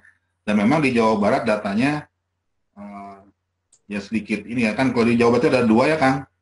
2 sungai yang terbesar, Citarum dan Ciliwung, yang menjadi fenomenal sampai saat ini gitu. Dua-duanya sungainya seakan-akan kondisi sekarang itu mengamuk selalu banjir gitu ya. Citarum banjirnya ke Bandung dan daerah sekitarnya, ke Ciliwung, Bogor, Jakarta dan sebagainya. Nah itu sebenarnya menjadi satu tantangan juga buat bidang kajian kita di TTA. Seberapa besar sih mata kuliah ini inline dengan beberapa mata kuliah bidang kajian lain.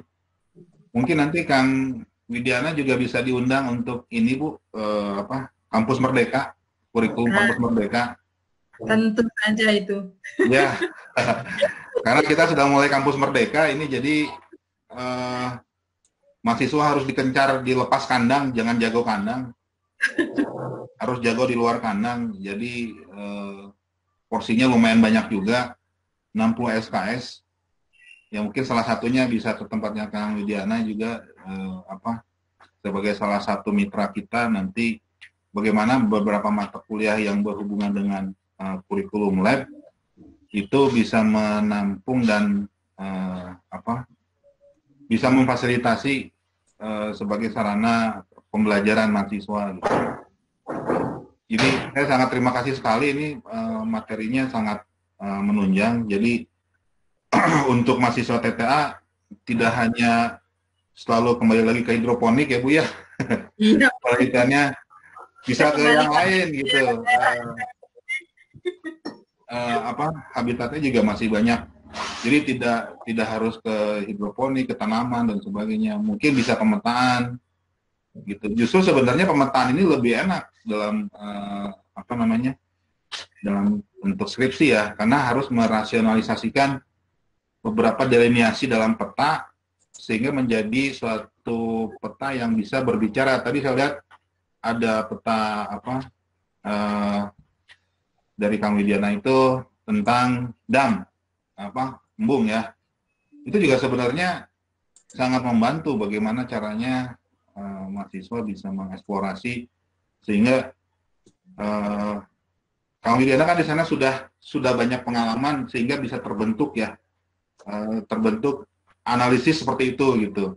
Nah mungkin nanti bisa ditularkan juga kepada teman-teman mahasiswa bahwa sebenarnya TTA bisa jauh lebih besar dan penelitiannya tidak gampangan gitu ya. Sebenarnya itu lumayan rumit, mengeksplorasi data itu susahnya minta ampun gitu. Apalagi bisa membuat suatu formulasi di dalam GIS itu lumayan kerja keras. Kalau dilihat ujungnya mungkin sesederhana karena sudah jadi ya, Kang. Tapi kalau belum jadi itu kan, perjalanannya panjang itu. Kita jadi, ini seperti ini gitu. Nah, itu yang harus kita pikirkan juga.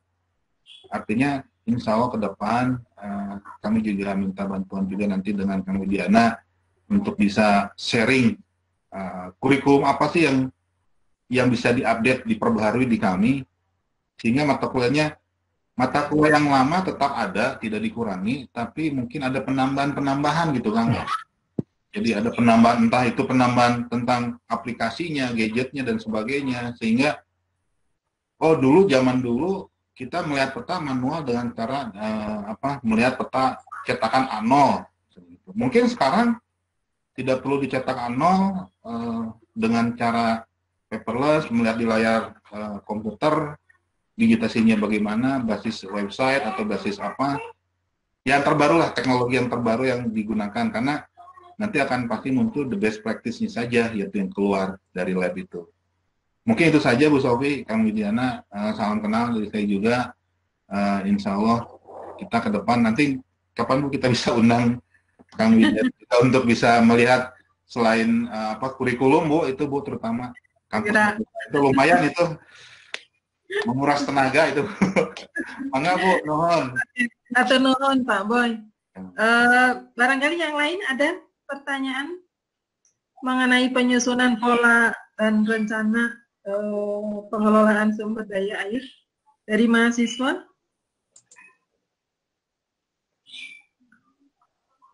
Jika tidak ada, mungkin saya inikan lagi ya, sampaikan lagi nih ke Kang Widiana ya.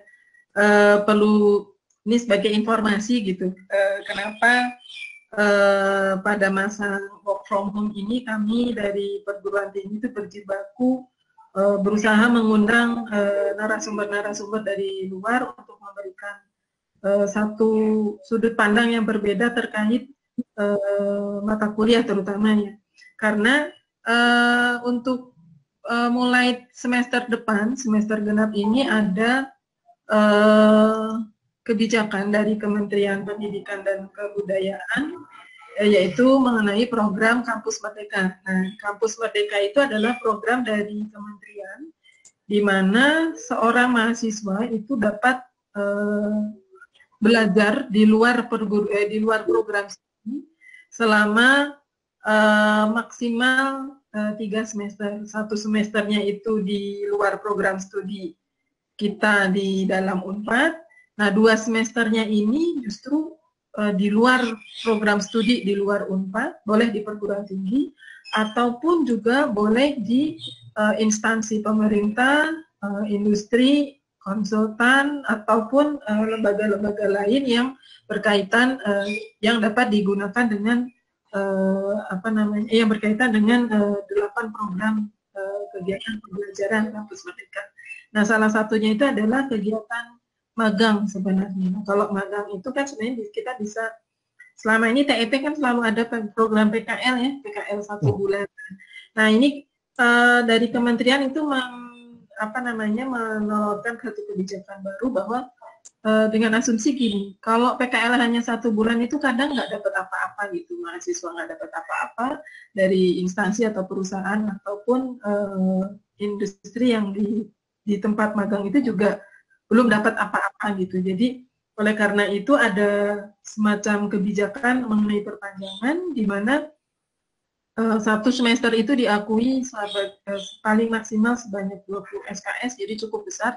Kalau PKL itu gambarnya PKL itu hanya 3 SKS, maka ini program magang itu bisa diakui per semester itu maksimal 20 SKS dan bisa dilakukan selama 2 semester. Jadi selama 1 tahun itu mahasiswa boleh magang. Misalnya nih anak-anak TTA nih yang di sini, boleh kalian itu memilih untuk magang di tempatnya Kang Widi nih, kalau mau belajar misalnya tentang seperti apa sih penyusunan dokumen di bidang sumber daya air ataupun di bidang keteknikan pertanian lainnya. Jadi saya sangat berharap nih dari sisi prodi peran serta alumni terutama di dalam ikut membantu menyusun bentuk kurikulum yang baru ya, yang tidak kalau dulu tuh hanya kuliah, kita hanya mengenal kuliah ataupun praktikum ataupun maksimal ya dengan kuliah lapang. Nah, kalau sekarang itu kita belajar sesuai dengan faktanya gitu. Jadi kalau mahasiswa mau belajar mengenai sumber daya air dan gas, maka dia bisa langsung terjun ke instansi terkait gitu yang berkaitan dengan tadi. Dan itu menjadi satu nilai positif, dan ada juga nilai negatifnya. Nilai negatifnya itu kekhawatirannya adalah mahasiswa justru tidak dapat apa-apa nih selama 1 semester. Nah, harapan positifnya adalah selama 1 semester ataupun maksimal 2 semester itu mahasiswa punya pengalaman lebih secara praktis di lapangan, sehingga pada saat lulus dia sudah punya kemampuan nih, semacam kompetensi. Tinggal tadi nanti ditindaklanjuti dari sisi kebijakan atau dari sisi istilahnya sertifikasi penyusunan standar sertifikasi untuk bidang-bidang keahlian tertentu. Itu yang sedang kita ramu nih. Maka ini saya sangat berharap nih Kang Widi ya bisa turut membantu. Siap. Balik kandang lagi Kang.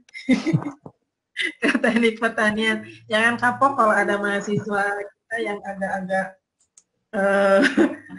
belum tahu apa-apa, mungkin itu karena waktunya kurang gitu. Jadi PKL itu jangan hanya 1 bulan kalau ya memang pengalaman kemarin mungkin saya coba. Pengalaman kemarin juga kita lumayan bingung gitu, yang PKL ini harus ngapain gitu. Artinya dengan ya saya harap udah kebayang lah kompetensi yang diharapkan di dunia kerja seperti apa. Dengan waktu 1 bulan saya juga bingung itu kemarin, kan ada 4 mahasiswa yang PKL, ya, akhirnya saya arahkan mungkin ya minimal belajar digit lah gitu, karena untuk analisa kayaknya saya tanya GIS ya artinya hanya sempat buka, untuk analisa kayaknya terlalu jauh gitu. Nah, mungkin dengan adanya waktu yang lebih lama itu lebih bisa diharapkan nantinya keluarannya itu paling tidak minimal yang diperlukan di ya semacam tadi yang kayak ditanyakan, apakah S1 pertanian bisa ikut terlibat? Saya rasa bisa gitu dengan kalau misalkan minimal menganalisa erosi lah, karena atau minimal atau bukan minimal, bahkan teman-teman saya yang waktu S2 walaupun mungkin saya nggak selesai, neraca air itu bisa jadi tesis bahkan disertasi gitu. Seperti itu. Itu hanya subbagian. Iya. Iya, betul sekali. Banyak sekali tadi kalau saya perhatikan dari paparan yang disampaikan itu banyak sekali kajian-kajian yang bisa kita pegang menjadi skripsi mahasiswa nih Pak Aru ya sama Pak Boy. Nanti bisa kita rancang semacam proyek skripsi. Nah, dikaitkan ke kegiatannya kami ini misalnya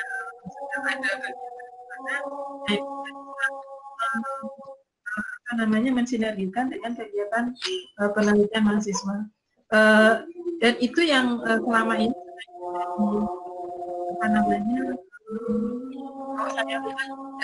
tidak kita lakukan, padahal kita punya sumber daya yang cukup banyak, sumber daya manusia cukup banyak. Dari sisi data sekarang lebih mudah, tapi kita tidak punya satu database untuk sumber daya air yang ada bukan hanya sekedar data mentah, tapi juga ada muatan kita bisa menyusun tadi salah satu aspek sumber daya air yang kelima kan terkait sistem informasi sumber daya air itu menjadi satu sendiri lah dari mungkin Pak Boy nanti kita bisa mengundang dari bidang sumber daya air Pak Boy atau dari Kementerian PUPR ataupun dari Kementerian LHK ya. Ini untuk dari teman-teman Pak Boy yang ada di Kementerian LHK, saya rasa banyak kita bisa antara kurikulum di kegiatan praktis di lapangan nih melalui timnya Pak Widi, serta dari tataran kebijakan yang dilalui oleh instansi. Itu barangkali sebagai penutup saya coba rangkumkan dari inti dan rencana pengelolaan sumber daya air ini menjadi satu dasar di dalam pelaksanaan program pengelolaan sumber daya air. Kalau berdasarkan aturan maka program itu tidak bisa dilaksanakan jika tidak terdokumentasikan di dalam pola dan terencana dengan baik di dalam dokumen rencana pengelolaan sumber daya air. Oleh karena itu, untuk mahasiswa teknik pertanian, khususnya serta untuk mahasiswa yang lain, penguasaan nih pengetahuan dari dasar, dari statistik, ilmu hidrologi, serta penguasaan ilmu terapan dari sisi GIS itu menjadi satu kunci-kunci yang diperlukan di dalam meraih kompetensi sebagai seorang analis misalnya di bidang sumber daya air.